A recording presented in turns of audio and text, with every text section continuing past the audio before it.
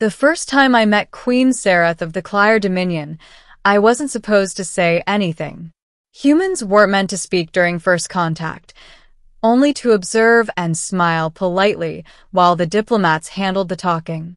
But I, being a low-ranking engineer on the diplomatic cruiser Eos, wasn't known for following protocol. Especially when an 8-foot-tall alien monarch in obsidian armor turned and stared right at me. Her eyes, silver like molten mercury, narrowed. "You are human?" she said, her translator humming. "You look fragile." Every other human in the room froze. Even the ambassador stopped breathing. The Clire were known for being proud, humorless, and terrifyingly efficient in war. They'd conquered 5 systems in a single decade. And me? I laughed. "Yeah," I said.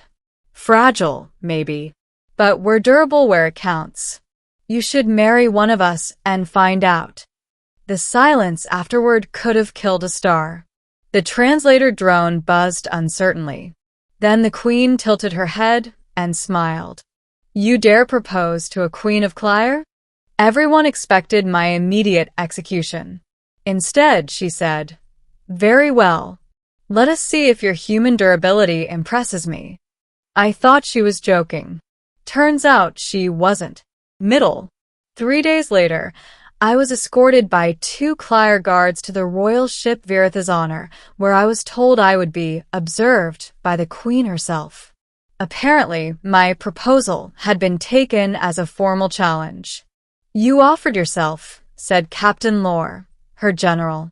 "To withdraw is dishonor." "Wait, withdraw from what?" I asked. "The courtship trial, of course." That's how I ended up locked in a palace made of black crystal, surrounded by alien warriors, and forced to undergo a series of ridiculous tests to prove my worthiness to the queen. First was the trial of endurance, a 10-mile trek across Clire's volcanic plains under twin suns. The Clire soldiers thought I'd collapse within an hour. I didn't. Humans had evolved on less forgiving worlds. I just kept going, burned, blistered, and grinning like an idiot. Second came the trial of intellect, where I was asked to repair a damaged grav core. The device looked alien, but physics was physics. I improvised using spare plasma regulators and stabilizer loops. The system hummed back to life. Sereth had been watching from her throne the whole time. When the trial ended, she approached me herself. No guards, no translator drone. Just her and me, standing close enough that I could see the faint scar under her jaw. "You surprise me, human," she said softly. "You bleed, you tire, and yet you do not yield." I smiled through cracked lips. Guess that's part of the marriage package. For a moment, her silver eyes flickered with something I hadn't seen before: amusement. That night, I was given quarters in her personal wing of the palace. Luxurious, but guarded. Still, it was a strange sort of captivity. I wasn't mistreated, just studied. Every morning she'd visit. Sometimes she asked questions about Earth. Why humans loved, why we fought, why we sang. Other times she just watched me. One evening, after dinner, I couldn't take the silence anymore. "So," I said, "how's the royal engagement coming along?" Her expression was unreadable. "You jest about a bond you cannot understand." "Maybe," I said, "but I understand enough to know you're lonely." Her jaw tightened. "A queen cannot be lonely." "Sure she can," I said quietly. "You've conquered half the galaxy. But who tells you when you're wrong? Who makes you laugh? Who stays when everyone else kneels?" She didn't answer right away. Instead, she reached out and touched my chest, lightly, like she was testing the warmth of a star. "Your heart is fast," she murmured. "Is it fear?" "Probably stupidity," I said.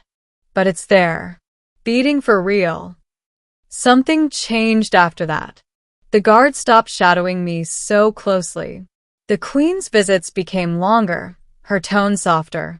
She began to show me pieces of her world, the crimson gardens of Clyre, the stormlit seas, the colossal statues of her ancestors.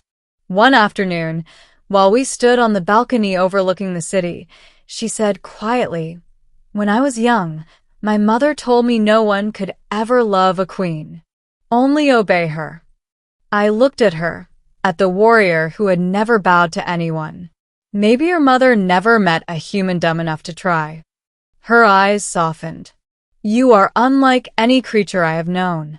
Flattery gets you everywhere, Your Majesty." She tilted her head, puzzled. "You still use humor, even now." "It's how humans survive," I said. "We laugh at the things that scare us." She studied me for a long moment, then whispered, "And do I scare you, human?" I grinned. "Terrify me." She smiled, and that was the moment I realized she wasn't playing anymore. Climax. Weeks passed. What started as a farce had become something complicated.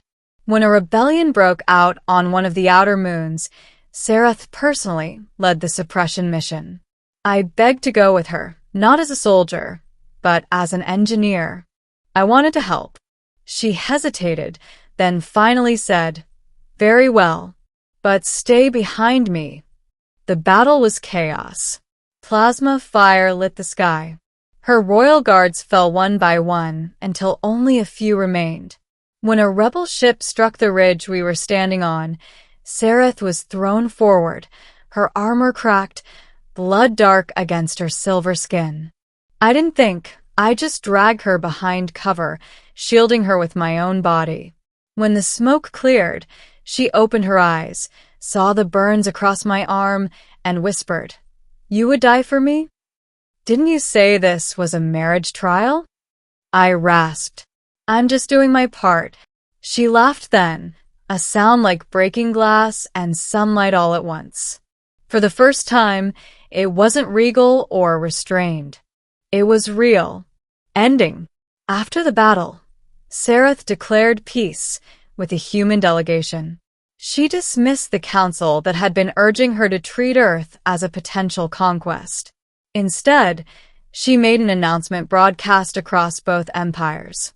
The human named Alex Holt has proven himself through courage, wit, and defiance. I, Queen Sereth of Clyre, declare him my chosen consort. The galaxy lost its mind. Diplomats fainted. Media outlets crashed. Every human leader on Earth scrambled to understand how one random engineer had apparently become an alien queen's fiancé. When I confronted her privately, she stood by the window, her armor gone, wearing something far simpler, a royal gown that shimmered like starlight. "You didn't have to do that," I said. "I did," she replied. "You taught me what strength means. You faced me with humor when others trembled. You stayed when you could have fled." "I was just joking, you know," I said quietly. "Back when I said you should marry a human." She turned toward me, eyes glowing silver. "And I took you seriously." Her hand found mine, warmer than I remembered. "Do you regret it?" I thought about the endless halls, the stars outside the palace window, the way she'd laughed when I called her beautiful for the first time. "No," I said, "but I should probably warn you, humans snore." She smiled faintly. "Then the queen shall adapt." Epilogue. Months later, the Eos returned to Earth orbit carrying unexpected passengers, a Clyre delegation led by their queen and her very confused, very human consort. As we stepped out onto the landing platform, the cameras went wild. Sereth raised her chin proudly and declared to the assembled press, "Your species should be honored. You gave me the only creature in this galaxy who makes me laugh." And as she said it, she glanced at me, not like a conqueror or monarch, but like someone who'd finally found her equal.